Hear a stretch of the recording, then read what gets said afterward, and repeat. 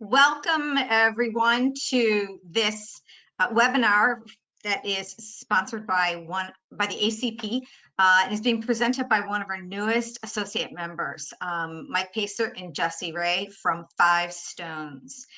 We are excited to have them with us today, and we hope that you will gain a lot of information and make some good contacts for further networking in the future. I'm going to let Mike and Jesse introduce themselves, just so you know how this portion of the day is going to go. They're going to present for maybe a half hour or so, and then after that we'll take questions and comments. Those of you who are participants, if you would like to use the question or chat feature, I will be monitoring those throughout the presentation, and then we'll take those at the end. All right, Mike and Jesse, it's all yours. Thanks so much. I'm Mike Pacer. I am the president of 5 Stones, and just want to start off by telling you a little bit about us. We are a Catholic apostolate that provides business services to other Catholic apostolates. When I say we're Catholic, we're extremely Catholic. We have probably, I'll say conservatively, 80% of our employees are Catholic. And a little bit of our history. We're called 5 Stones because you probably know the story of David and Goliath. David picked up 5 smooth stones from the Wadi and used one of them against Goliath, and it did not go well for Goliath. So what we say is, well, first of all, we have 5 core services: warehouse and fulfillment, customer service, marketing, graphic arts, and full tech suite solutions. And we're 5 Stones because what we say is, we're not the Davids of the world. You're the Davids of the world, whether you're large or small or medium. God has put it on your heart to go out and evangelize and catechize the world. And what we say is, we're the stones in the hands of the Davids like you that you use to slay the giants of ignorance, apostasy, apathy, etc. And just one last thing that kind of makes us fairly unique is we do have a chapel, and our Lord is reposed in that chapel, and we provide opportunities for our employees to pray throughout the day, the rosary, the chaplet. We very often expose our Lord for an hour, and people can take 10-minute adoration spots. And we're blessed to have Mass once a week, where a priest from our diocese, or in the Diocese of Rockford, Illinois, where we'll have a priest come in at least once a week and say Mass. So, a little bit about, well, we serve many different apostolates, many different sizes, some of you as well. And maybe, Jesse, you could introduce yourself. I'm Jesse Ray, the Director of Fulfillment here at 5 Stones. And Mike, do you want me to just jump right in and start talking about our operation here? Why don't you, yeah, please do. Tell us about the warehouse and that, yeah. So we're blessed to have a brand new facility. It's only 3 years old, and it was designed to maximize our space. So we've got a 32-foot clear height ceilings, 2.5 million cubic feet of capacity. We have a climate-controlled space, so heating, cooling, humidity control, which is important because we have a lot of books in our warehouse. And we also utilize a very narrow aisle system with wire-guided forklifts. And these are really cool. It was amazing when we first put these in, because it takes the driver of the forklift right up into those, you know, the stratosphere with the pallets that we're putting away in storage. It's a very cool feature. A lot of people like to see that when they visit. We have a prime location just west of Chicago near the I-80 corridor. And that means that we get great shipping rates because we're right near the center of the country. And in fact, 85% of our ground packages deliver within 3 days because of that centrality. So we also have a brand new, fully customized warehouse management system. It was developed in the last year, and it optimizes all of our processes. And it has multiple levels of accuracy verification, and that's really key when you're working with multiple clients within one space, and you know, working on standardizing all the processes. So that's kind of a thumbnail sketch of where we're operating. And Mike, why don't you go take on the next step? Well, I wanted to make sure that we're held accountable. So we promised we would answer 4 questions. And those 4 questions are: should we continue to warehouse and fulfill our orders internally? If so, how can we improve our operations? The 3rd question: should we use a third-party fulfillment center? And the 4th question was, well, if we do, how do we pick the right one? Well, since we are a third-party warehouse center and since we're running the webinar, I get to answer the one that I want best first. So we're going to first of all start out with, should we use a third-party warehouse system? Okay. Well, there are some practical considerations that I'd like to touch on. And the first one is the economies of scale. We can purchase state-of-the-art systems like WMS, the warehouse management system I mentioned, and automation. And really, it's important because the industry that we're in is being driven by technology.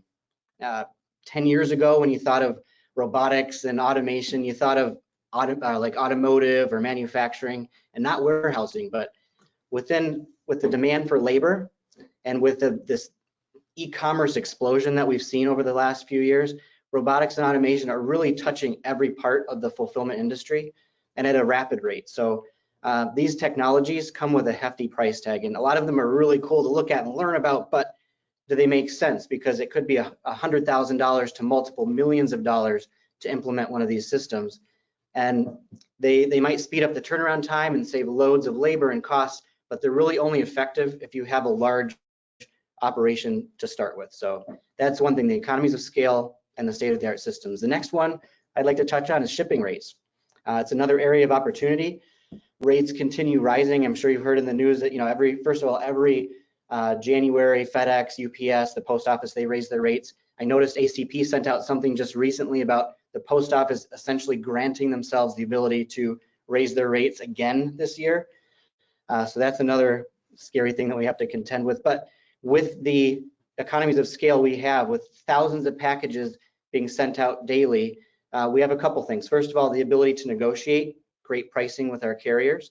And second of all, with thousands of packages going out every evening, we have been able to essentially make later those pickup times. So for example, we have a 7 p.m. pickup time for FedEx.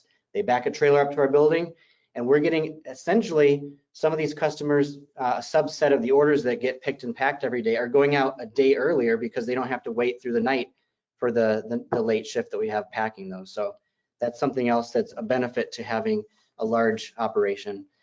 Another aspect to economies of scale is manpower and the related benefits that come from having a large operation. There's layers required to support any organization.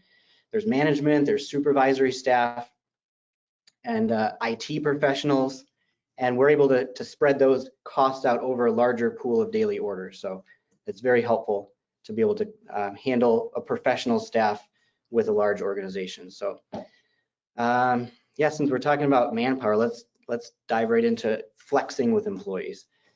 I'm sure you guys have heard about the labor shortages that we're experiencing across the country. It's hard to find people when you need them and how many people you need. So training is a big investment. It's critical to keep errors low if your system doesn't have multiple layers of verification and validation built into it. So being able to flex employees is something you need to consider. Also, with a third party, you only pay for what's done and you don't have to worry about the amount of work or the available employees for that work, and then trying to keep those people busy during the slow time. So that's another benefit. And next, I'd like to just address a couple unique problems. Maybe they're problems that you've faced or maybe you might face one day, but they're things that we've already had to attack and solve. One of those is shipping methods. We're looking at media mail, and this is something that might be widely used because, let's just face it, it was developed for books and DVDs and media, a lot of things that you guys probably are fulfilling, and it's been very popular. But we've been monitoring it over the last couple of years, and we found that it is really not the best service if you want to delight your customers. So we've been constantly monitoring this and trying to demystify the alternatives and the options, and then essentially adjusting to give our clients the best methods for shipping that don't necessarily have to be the cheapest. Amazon, it's the elephant in the room, right? It's constantly changing the requirements, and essentially we're monitoring all types of Amazon accounts because across our customer base, essentially we have each one of the customers touches a different part of Amazon, so we have to know what's going on and how to adapt. And then just keeping up with technology and software advancements, like attending Modex or ProMat. These are big nationwide events, which In the past, we're in person, and unfortunately this year it's virtual, but just being able to expose yourself to those new technologies on a regular basis so you can implement them as needed. Mike, are there other considerations you wanted to cover? I think I probably, first of all, just underline two of those. It's very important. One of the great things we do with all of our different rates is every year when you set the rate, whether it's FedEx or UPS, every year we keep growing. I might make one comment about the warehouse. So we started out 3 years ago with about 42,000 square feet, little over 1 million cubic foot warehouse, and we more than doubled that. We're certainly not using that space yet, but we're planning in the future to where we now have over 2.5 million. And what we do every year is based upon new clients, based upon growth, we go back every year and renegotiate. And that's something that helps, obviously, the large and the small, and all the ships rise together. So the more work we have, the cheaper the rates come down for everyone.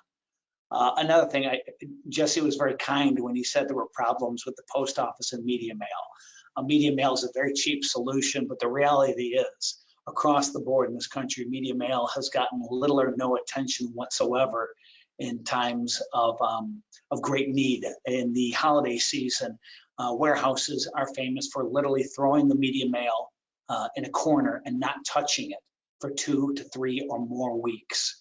So one of the things we've been dealing with is we've been setting up new solutions. Other companies are developing solutions that can compete with media mail for similar amounts of money and much better service. We keep testing these, doing these, we implement them, and we keep working with the companies to tweak them as well. Now, those are the practical considerations of why you might want to go to a third-party fulfillment center. But as the president of a company, I want to talk a little bit to you, and hopefully some of you are heads of houses, and talk about some of the other considerations. And those are the hidden costs. There's so many hidden costs that we kind of take for granted, and we don't really look into them a lot of times. There's obviously rent, and even if you own your own building, the possibility where you could lease out that space. The benefits. The cost of employee, as we all know, is not what they're taking home in their paycheck. We have to pay for benefits, we have to pay tax, workers' compensation. There's so many other costs. There's management issues. The more employees you have, obviously all the levels of management increase, both their direct managers all the way up to your HR department, your president, whatever, your COO. The more employees you have, the more efforts are necessary. Another thing about having a warehouse is there are unique HR issues that are involved. There is OSHA requirements, there are reporting requirements, there are safety concerns, and there's certainly to some extent, maybe a different attitude, a different aspect a lot of times, sometimes to warehouse employees than some other office types employees. So these are all things that the beauty about going with a third party is all these hidden costs, all these soft costs, all of these kind of intangibles go away when you do so.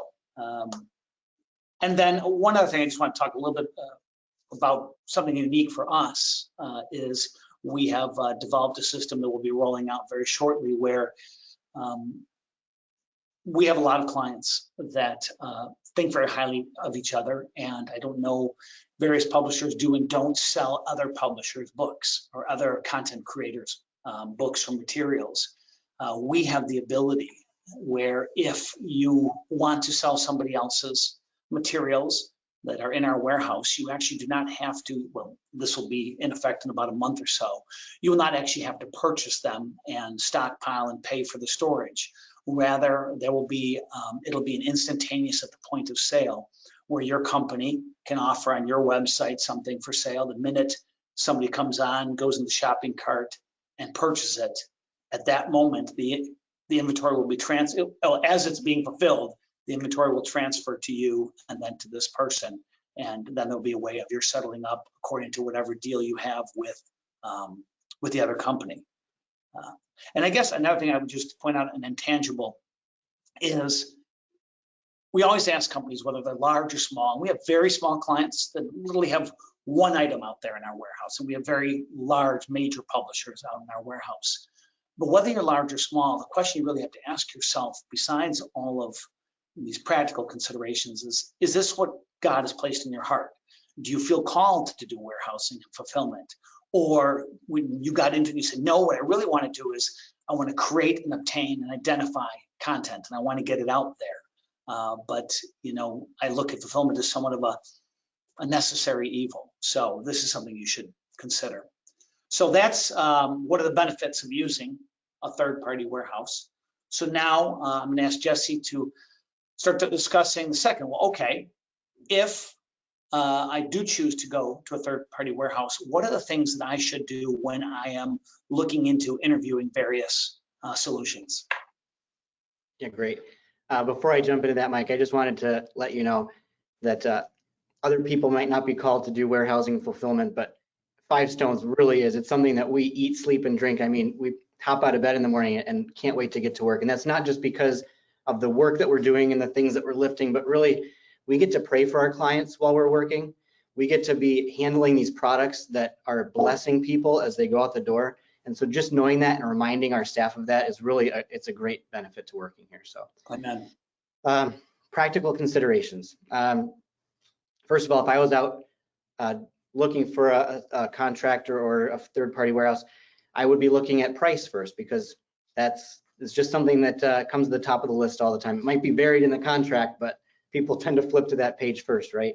So just be careful of hidden costs and included costs, because when you're comparing bids, some people charge for some things and others charge for other things, and it might not be apples to apples. So for example, some warehouses charge for packing materials, others don't. Some charge for storage, others don't.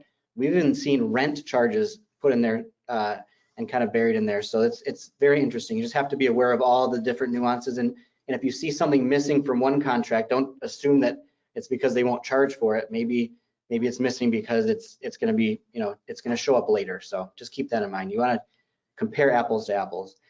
Another practical consideration is central location. And I mentioned earlier where we are in the States, but again, get the best shipping rates and great time in transit across the States. That's an important consideration. Scalability. Are they positioned to grow with you? And this is both a space consideration and technological consideration. Can they handle your growth, and can they grow with the changes in the industry at large? Because we all know that it's changing very quickly and being driven by Amazon and the others at a high rate. So finally, do they provide other services that dovetail with fulfillment, such as product prep and kitting, or customer service if you ever need any other touch points like that. So these are just a handful. I can't cover all of them, but that's kind of the highlights. And following up on that practically, something that's going to have to do, and we're doing this right now, and we're increasing some of our technologies, and we're looking to implement certain further automations within our warehouse. And it's very hard because we're going with a lot of different companies, and they all provide what seems to be very, very similar services. But it's tedious. But if you're going to do this, you just have to keep going back and forth to each of them, because you're going to keep learning something. Well, this warehouse will say something, and it'll light that light bulb in your head. So go ask that question of all the other ones, and vice versa. And keep going back and forth. If that's what you're going to do, if you're going to go out and just take it to bid. And I'd say especially with regards to secular warehouses. So some other considerations that I want you to consider. So if you are going to be looking for a third-party warehouse, what are the other things besides just some of those practical considerations? So let's say they check off the box and okay, the price is pretty good. There's always going to be a difference in price. There's going to be somebody who's the most expensive, there's going to be somebody who's the least expensive, and there's going to be a lot of people that are in between. I think we've been at all of those rates and various different bids, but we tend to, hopefully we're in the middle, or maybe mid to low would be good, because there are some people that are very low, but they're not necessarily the best service providers. What are some other things to think about? And I think one of the most important things, especially if this is something you've done for so many years yourself, and you want to make sure that this is going to be done correctly, is you have to ask yourself, am I truly getting a partner? Am I getting somebody who actually cares about my business? how is the level of communication? You know, we all know that salespeople, you know, tend to do a great job, but the salesperson's not the person you're calling when you've got a problem, where you're wondering whether your package is, or whether you're, you know, wondering, you know, what's going to happen here or this, or you need you know, something special. And who are you going to be talking to? Who are you going to be dealing with? And do they understand your business? And I think when I say understand the business, it's not just third-party warehouse. Do they understand what you are as a Catholic apostolate? Do they understand your mission? You know, one of the beautiful things that we've had, and we really didn't plan on growing so much in our customer service department, but so many people, both large and small, that are coming on our warehouse are now choosing to use our customer service as well, because our people speak and pray and love the Catholic faith that are working our customer service, and they understand our warehouse. And so when customers are calling in, these are people who understand the products, who can talk about the products, who can answer questions. And the absolute worst case scenario, they're literally down a stairway and out the back, and they can physically go and talk to a warehouse person if need be. And I think the last thing that I really will say, something that you have to consider, is, do they care about you? You know, does this company really care, or do they basically care about making sure they don't break their contract and you keep paying them? So those are the other considerations you really have to consider when choosing a third party. So we've answered, you know, should I use a third party fulfillment center? And if I do, how do I choose? What are some considerations? So the third question I'd like to answer is, should we continue and to warehouse and fulfill ourselves? And it's kind of a simple answer, actually. We've just laid out, you know, quite a few things, and you know, obviously we can't talk about everything today, but we've hit the major points. If you can check those off and say, well, those aren't really major concerns for us, we're fine on those, well, then the answer is no, keep doing it yourself. If you find that it's significantly cheaper to do it yourself, but keep in mind, you know, make sure that you are looking into those soft costs. It's so easy to not do that. You know, we break up all of our businesses, the warehouse and fulfillment, the customer service, the tech suite, you know, all those solutions, the marketing, and our design. We actually break out individual P&Ls on all of them, and we assign all hard and soft costs, so we know how are each of our departments, you know, operating. You know, the most important thing, of course, as a company is to operate properly as a whole. And we all know that even if you're not-for-profit, that doesn't mean not for business. You know, you can't go before your board and say, hey, we're in the red again. You have to be in the black. So it's very important to, you know, to be hard on yourself, and look, you know, very strongly and very honestly. But another reason why you may want to continue to warehouse yourself, and that is, many of you have been warehousing for many, many years, and you have employees that are very loyal and beloved, and that is a great, great consideration. For some companies, that is the definitive answer. For some companies, say, well, we do love these people, but we just can't operate and continue this way. But if that is one of the major reasons you decide to warehouse yourself, I mean, God bless you. I mean, you are truly being missional, and that's a great reason to keep doing it yourself. So I think that really answers, should we?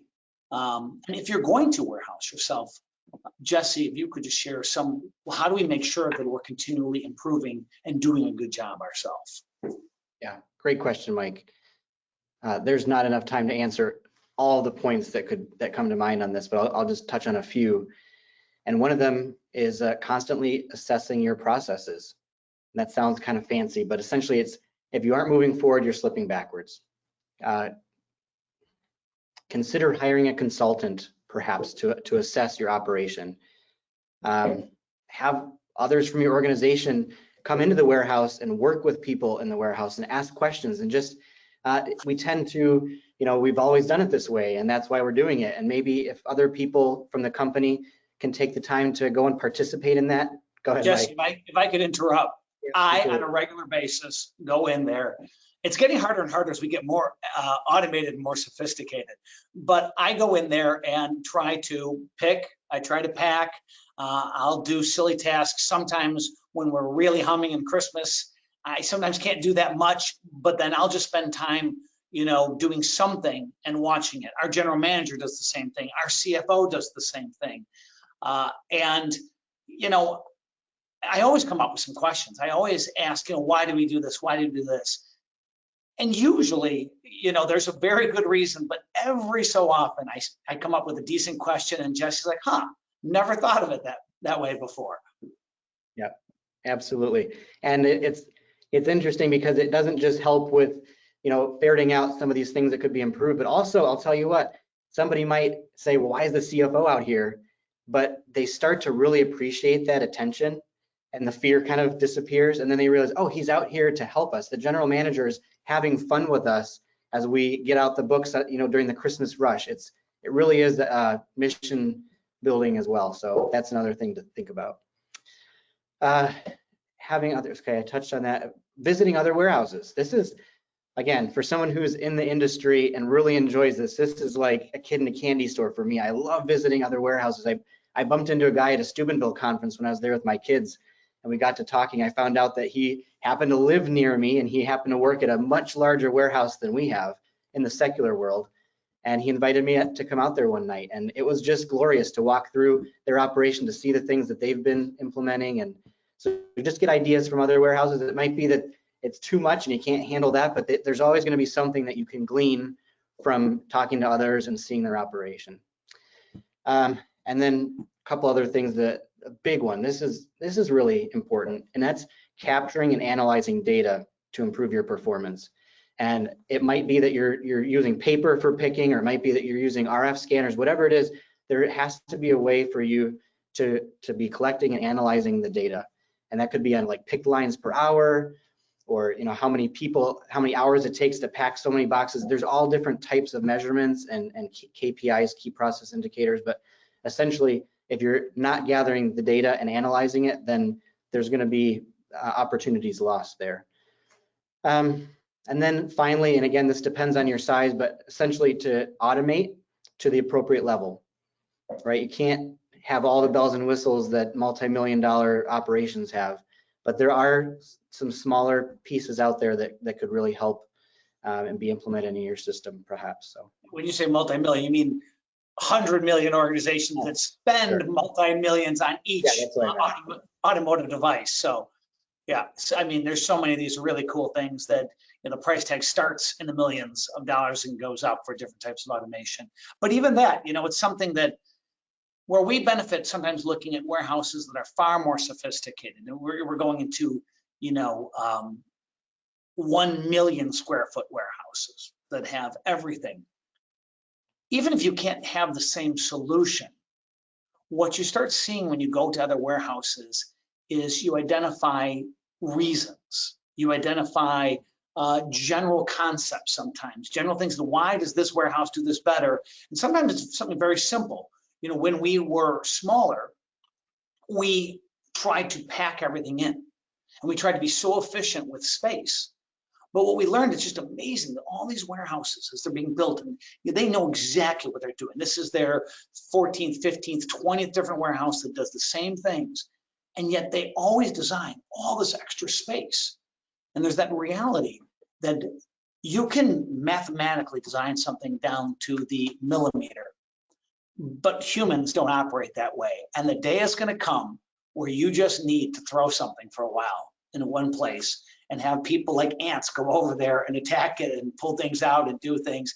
And that's the sort of thing that happens all the time. So that's just something that really hit us. We kept going to warehouse after warehouse and seeing all this open, unused space that they had designed for. And we're like, and then we started looking at our own organization and started doing time trials and seeing just how many inefficiencies were happening just because we were too tight and too bound up. And so even that is just something when you go to other warehouses that may be bigger and more sophisticated, but you'll learn basic concepts from them.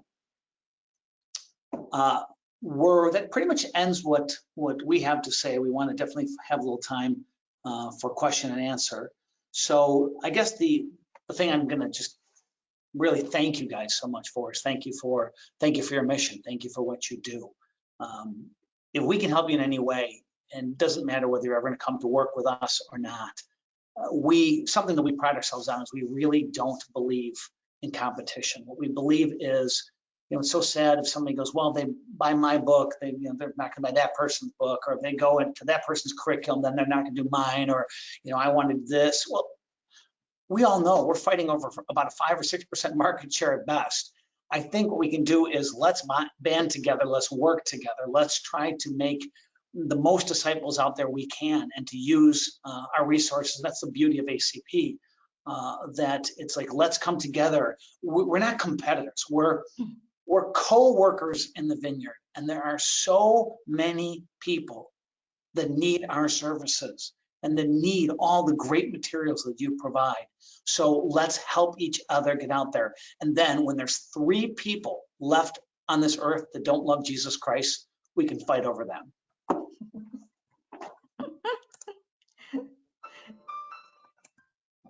Thank you, Mike and Jesse. And thank you for all the questions. We actually have about 10 questions. So I'm going to try to group some of them because there's some related. Jesse, Mike, if you feel like there might be a question here that you want to direct more specifically to an individual person, feel free to let me know that, and I can get the 2 of you together.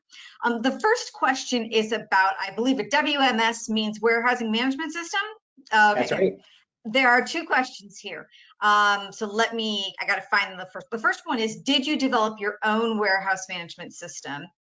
And the second one is, what WMS do you use? What was the square footage? What was the square footage? Yeah. Okay, I can take the first part, Mike. Let me take the first part, and then you go more into the particulars of Deposco. Warehouse management systems, we looked into the possibility. We have full-time dev people, programmers. It's what we do. We looked into the possibility of designing it ourselves, and we decided not to. We decided that we would go with another company's. And there's basically 3 tiers generally of warehouse management systems. There's the entry level, there's the mid-range, and there's the large. And the large, when I say they're large, they don't want anything to do with us. I mean, I guess they would take our business if we wanted to spend millions and millions of dollars. But they're for all these huge, massive warehouses that you see that do so many things. So we went with a mid-grade, and Jesse will tell you a little bit more about some of the reasons why. We went with Deposco, and what we decided was we were probably a little bit more sophisticated than they could handle, but none of the low tier could even come close. So we went with this mid tier. We went through a lot of effort trying to find them. And if you're looking for a warehouse management system, all I can say is give yourself significant time to find the right warehouse management system. Possibly consider hiring a consultant to help you figure out which is the right one. One thing we knew, whatever we were going to pick was not going to have everything we wanted, but we decided we're going to customize that which we need to customize. Yeah, we went through a rigorous sales process, and we learned a lot from it, and there was some surprises along the way. So the reason we chose Deposco, like Mike was saying, is it's at that mid-level, and one of the benefits of them is the customization. We knew that even though everybody says they're unique, we truly are, in that, first of all, we're in the Catholic industry, so we have an industry-specific focus. We have multiple clients, so it's not just a normal warehouse management system. It has to be a 3PL, which can handle ownership across multiple clients. And then we also had this concept of instant inventory that Mike touched on earlier, which is the ability for our clients who are in agreement with each other that they want to sell each other's products in the most efficient way, that they can have access to each other's products instantly. So those were the 3 of the things that we really were gunning for, and Deposco was able to meet those requirements. I heard a question about the square footage. So there's 2 figures that were thrown out. One of them was cubic area, and then also square footage. We're about 100,000 square feet at ground level, but because we have such high ceilings and narrow aisleways, we actually also mentioned that we have 2.5 million cubic feet. Cool. Okay. You guys touched on the area that this next question comes from. And so I may want to go into a little bit more depth. It's the Amazon elephant in the room.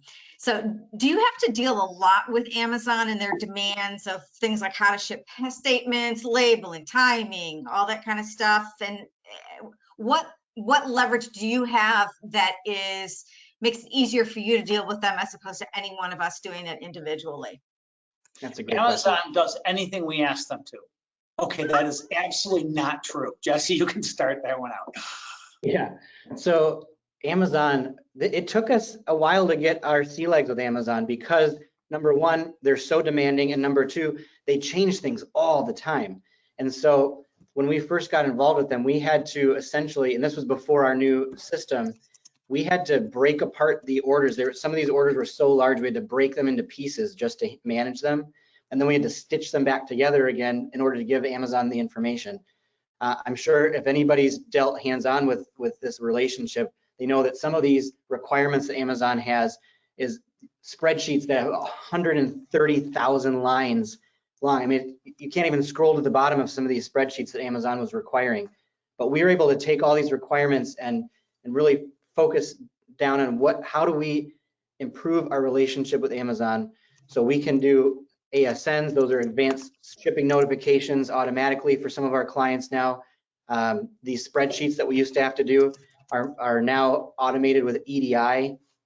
Again, these are things that we have to customize for every client, but it makes our life so much easier. The carton label requirements was a challenge. So we've been able to solve that.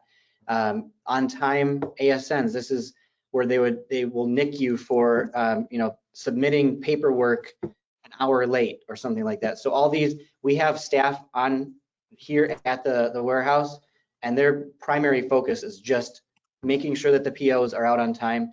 Amazon recently has adopted advanced purchase orders. So there are purchase orders that are 3 months in advance being sent to us, which is helpful in one aspect because we know what it is and you can plan your inventory levels and things like that. But on the operational side, we have shelves that are full of boxes that are already packed and ready to go out, but we have to keep track of which ones are where and when they have to ship. So yeah, Amazon is difficult to work with, but with all the background that we have and the different levels of relationship, whether it be FBA or Vendor Central or Amazon Advantage or sellers, all these different layers, you have to be a pro at it and really keep your attention. Otherwise, Amazon's going to swoop in and charge you, give you chargebacks. And I think I'm going to highlight something he said. So do we have, special power, we get so much better attention from Amazon? No, in the world, we're tiny. Everybody's tiny for Amazon, and they don't care about anybody realistically. But what we do is we do so much Amazon work for so many different clients of so many different sizes, is that we are constantly dealing with Amazon. We are constantly learning how to do it better. We immediately know when this works or that works or this doesn't work or that doesn't work, and we don't get frustrated with Amazon. So that's probably the benefit that we have with Amazon. Great. That's great. Okay. And just so you guys know, but also the participants, I'm transcribing the answers and sending them to everybody. So hopefully everyone who's participating is getting kind of a summary of what you're saying. Another question. How often are terms renegotiated with third parties? Some of these are very specific. That's one. Jesse? How are terms renegotiated? How often? Oh, okay. That's a question that we haven't had to deal with a whole lot. I think you're talking about Jesse, you're talking about vendors, I think. Oh, vendors. I'm sorry. I'm thinking of third party, like yeah, warehouses. that's what I think. Yeah. So yeah, this is a great question because it's something I've been involved in deeply. And yeah, so generally we try to do it every year. It might be that it's an 18-month cycle because we might start the negotiations sooner, but you don't have to wait that long. They do have, in their contract, and keep in mind, it's not a contract.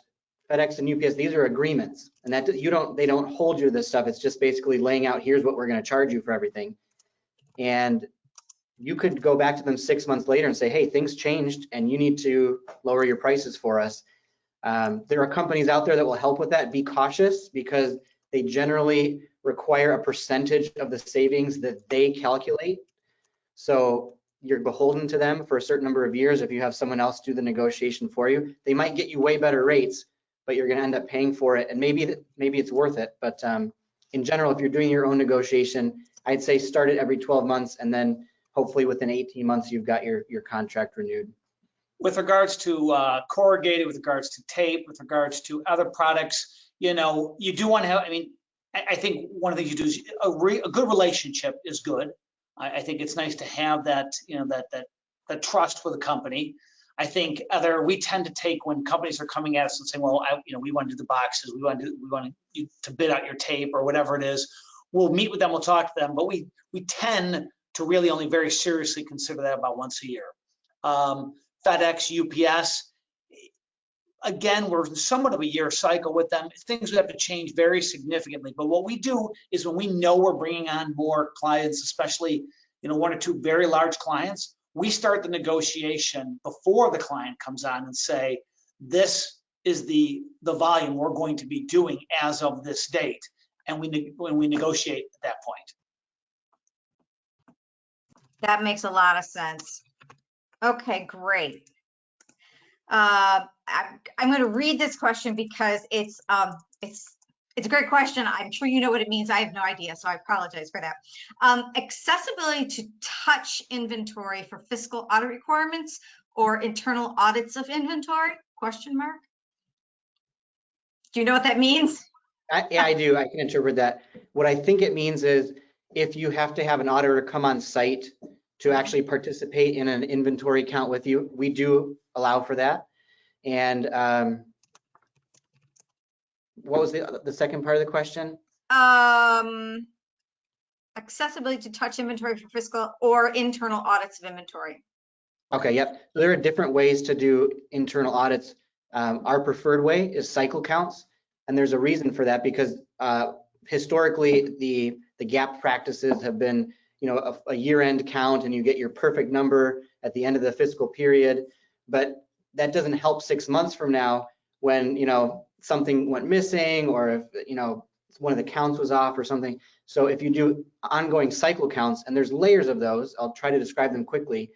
You've got your investigative cycle count. So that's if somebody's at a location, they're expecting to have 10 things there to pick, but there's only 9. Our system automatically generates a cycle count investigation. We go and look at that immediately.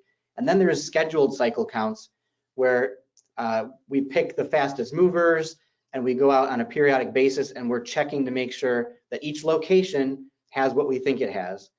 And then checking against the totals in our clients' systems as well, because they have an ERP or accounting package that also has a number in it. Mm-hmm. And so those are the 2 basic kinds of cycle counts. And then of course there's the year-end count, and we do those as well. Mike, did you want to touch on it? We strongly push our clients to not do that for all the reasons Jesse said. And the one he hasn't stated is if you're really, depending on how big you are, and you're going to do a full out count, and if you're going to have an auditor come in, they usually make you stop fulfilling orders for whatever period of time, then go through the count, maybe go through it again. And so you're not selling anything during that period of time as well. And so it's so much more efficient, so much less costly, and so much better for your business if we can, you know, provide your auditor with the information that he or she will say, okay, fine, we'll use cycle counts instead. Mm-hmm. Good, that's great. Okay. Oh, wait a minute, I should need to send that. Can I just add one more thing, yeah. Teresa, I'm sorry.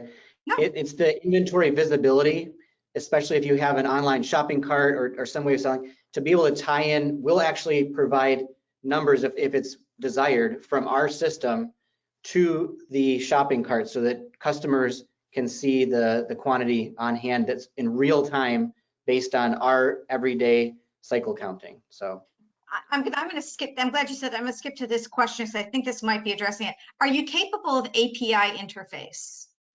Yeah, absolutely. You name it. REST, SOAP, whatever it is. We've got essentially, we call it sockets, and any service that's out there, whether it be your name brands like Shopify, BigCommerce, WooCommerce, we can handle that, no problem. It's just a out-of-the-box connection. And then we also have done some very customize integrations through an FTP server or other built custom APIs. So yes, we've done this in our sleep. Good. That's great. Okay. Sometimes my fingers aren't going quite as fast. Okay, then we're back to the question that was, what is your preferred carrier or shipping method? You talked a lot about media mail being really awful these days. I think a lot of us personally, let's see, I just got a notification on Sunday that somebody got a Valentine's card that was mailed on the 10th. So, it's not just work stuff, it's in general. Do you have preferences? And if so, why? Mike, you got a Christmas card like a couple weeks after Christmas. Five weeks and 1 day from the postmark when my Christmas card came. So how about this, Jesse? I'll answer the easy part and you answer the better part. Not the post office. Go ahead. No. I mean, you have to use them sometimes. No, the post office is good for some things. We have some clients that are shipping small items and they don't need tracking numbers. And the cheapest way to get them there is through first class mail. Sure. So it's still a valid option. We just have to understand the risks that are involved with it. And if you're making promises, or how about this? If you can set expectations with your clients in advance, then it's possible to use them without a problem. So media mail is still very popular because it is so cheap. There's alternatives to it. They have other benefits. So Mail Innovations would be an example that's kind of in that same range, and it's going to get it there a little bit faster. But there's more hoops you got to jump through to get an account set up. And then, but for our ground carriers, generally FedEx, it's good to pick one of those two carriers, UPS or FedEx, and really build that relationship with them so you can get the best rates, get the best service, get that later pickup because you have the volume that, to merit having that larger truck to come pick up. So we do prefer FedEx for the ground services. That having been said, we also ship UPS. You cannot put all your eggs in one basket. I know it's been a long time, but I'm sure most of you will remember many years back when UPS went on strike. And if that was your only account with UPS, you were dead in the water. So you just can't have that happen. We do maintain relationships with both carriers. And really, it comes down to what our clients are asking for. If they say, well, we have a UPS account, we want you to use this, it's our favorite. Absolutely, we can handle that. It just plugs right into our WMS and we roll with it. One other thing to consider though is due to our location, FedEx's second day is pretty vast. I mean, from the Chicago area out, I think it covers more than 50% of the population just within the second day ground. So you're paying the lowest possible price, but still getting really fast service. And then 85%, like I said, 85% of our packages with FedEx ground deliver within 3 days. Great. Okay. We are just less than 5 minutes, and there are great questions here, so I'm trying to get through them as much as possible. Let's see. Can you speak to timing in terms of how long to sign a contract, how long to complete inventory transfer, and what are some considerations here, i.e., how long to expect business shutdown in the interim? Well, I'll start, Jesse, if you want to do it afterwards. That's a huge question that really depends on how big, a company. We bring on, small companies very, very quickly. Very large companies take a lot of planning.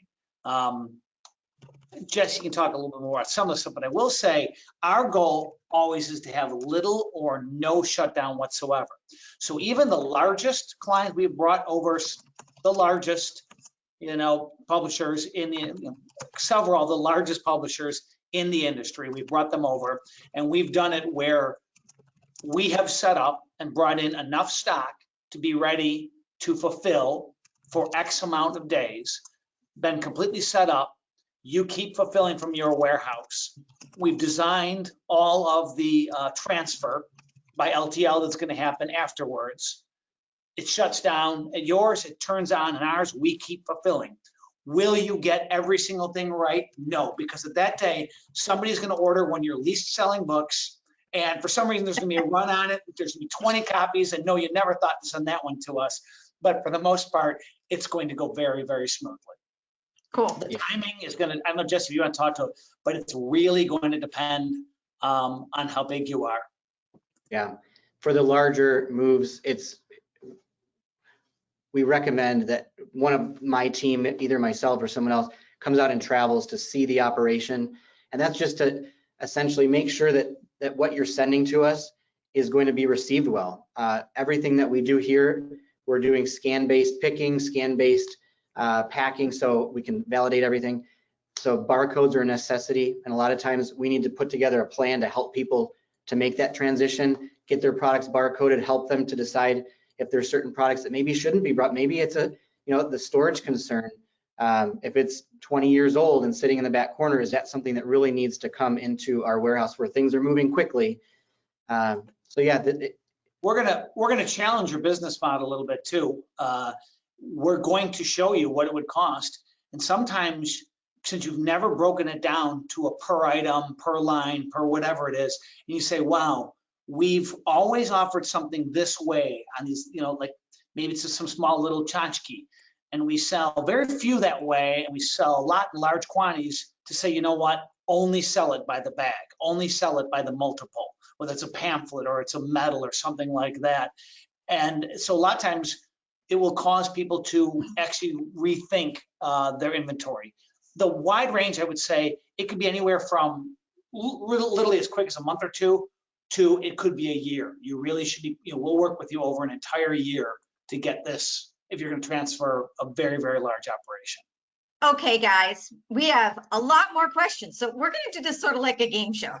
Some of these I think you can give it just a couple words, and then what I'm going to say, I'm going to read the question, give a quick answer, a quick accurate answer, and if something's a longer answer, just say skip, and we'll come back to it. We've got like I love that. We've got like a minute. That's why I want to do this. If folks want to leave it, we'll go back. We'll answer all the questions, but if folks need to leave, I want to give them the opportunity to do that. Okay. So this question, we ship nearly 200,000 packages a year with high volumes around Advent. What is your volume capability? Way more than a couple 100,000 packages a year. Let's see. Okay. Yeah. Okay. We don't have it. We don't have it because we're negotiating with large companies to come on as well. We will take on whatever volume that we need to. Okay. And build accordingly. Can you do real-time inventory reporting? Yes. Yes. Not only, let me touch on, we know which bin your book is in, which person is pushing that cart. We know everything about your inventory in and out. Cool. We ship around the world, customs capable, time is critical. Your experience, do you have experience with this? Yes, we do ship around the world, not only small packages, but also pallet quantities. Ah, that's good to know. Okay. This is a good way. Do you require barcodes, ISBN, or other markers? Yep, everything in the warehouse that you want to sell has to have a barcode on it so that we can keep track of where it is. ISBN Okay. counts, and ISBN does count as a barcode. Right, as long as it's in the form of a barcode. Yes. Gotcha. Okay. Do you have any collators in your facility? If so, how many pockets? I have no idea what that means, but I'm sure you do. You know what? I think you're talking about like mail services for. We don't have a collator on site, but if we needed to get one, I'm sure we could implement it. Or if it's something else we're thinking about, where there is one subcontractor that we use, if that's what they're talking about. Jesse, you want to take a shot at that one? Yeah, we've got a we can ask. vendors. Somebody wants to know, they can reach out. Yeah, if somebody wants to know specifically, I'm sure they'll get back to you. What categories of USPS mail do you handle, such as priority, bound, printed matter? Do you work with customers' permits for USPS and FedEx accounts, third party? We handle all of it. So Okay, so all categories. First class letter, first class flat, first class package, media mail, bound printed matter. And Yep. do you work with customers' permits with USPS or UPS, FedEx? We've never been asked that before. We work with their accounts. If they have special permits, yeah, we could handle that. Okay. Okay. I'm trying to keep up at this point. Do you provide print on demand services for items we don't inventory? Okay. This is yes and no. Not for a large, if you want to be, we're not kicking out thousands, but What we're going to do is we are going to provide print-on-demand services. If you want small quantities, it's not a true print-on when you want this and it just prints and goes out. But if you want to keep 25 or 50 or something on hand of a slow-moving thing, yes. And you want to describe the machine, Jesse? Yeah, we have a machine that we're just installing this week, actually, that can handle paperback books and with color covers, and it's nicely glued, and everything looks like a real quality paperback book, and we can do it rather cheaply. It's more expensive than having a big printer do thousands of copies all at once, but Sure. it definitely makes sense. Okay, cool. Have you guys worked with Naviga, formerly known as Elan? Yes. Yes, Okay. we have. Okay, going on. How many SKUs do you currently maintain? Right now we have about 7,500. Okay. That's easy. I like these easy questions. Is your pricing based on net value of orders or some other formula? No, it's based upon the work we do. And so everything has, we show you exactly what we're doing and what we're charging for it. So we're going to receive, we're going to store, we're going to receive, put away, store. We're going to pick orders. We're going to pick line item, numbers of items, and then we're going to package that. We're going to slap labels on it and we're going to send it out. And there's small charges for each thing. And we will look through, if you give us the data for the past year, we'll show you what, if you had the exact same year as last year, if you give us accurate data, we'll show what it would cost you. Okay, good. So I'd say it's like you have a list of charges that you work from. Okay, good. I want to make sure I got It's that all right. related to an activity that's being done in the warehouse, so Gotcha. it's Alright. perfect. Is there any point in using our own carrier accounts if you have combined volumes? Not really. Well, so we do work with sub accounts so that they can participate in our volume discounts, but yeah. Okay. If you're in our warehouse, you're going to get the benefit of our discounts. Gotcha. Do you have a fee structure for free and review copies, also including conference shipments? That's a great question. Yes. Yes to all the above. Yes, I mean, we have specific, we'll price that out for everyone. Yeah. Okay. Do you accept Onyx to upload your metadata? I don't know that one. That I'm sure we Jesse? can, but it's some program I've never heard of, I'm assuming. sounds like a tech question that I'd have to ask Jacob. It is a tech question. Yeah, I actually sort of know what it is because I've worked with it. Okay, so you have to ask tech guys. The answer is, the reality is, yes, we can. There's no system that we're not going to be able to work with. You know, have we worked with this one? No. Every time, you know, somebody comes up with a new system, do we figure out? Yes, but. We have the resources to bring it on. Yes. Oh, Or maybe, and we've never asked. I don't know. It's possible that Deposco has a preset socket for that. I've never looked. that's it, guys. And 19 people stayed for those additional questions. So thank you. You want to throw up you want to throw up that one slide? I am going to do that. Yes, I'm going to do that in just a second. I'm going to try to do that. There we go. There, everybody. There's Mike and Jesse. Their titles and their email addresses. If you lose them for some reason, feel free to give me a holler or go to the website and look under contact us, or go to the member directory where you can get information on Five Stones. And thank you everyone for participating. Thank you, Mike and Jesse. This has been fun and informative. God bless you guys. God See bless you all. everybody. Bye.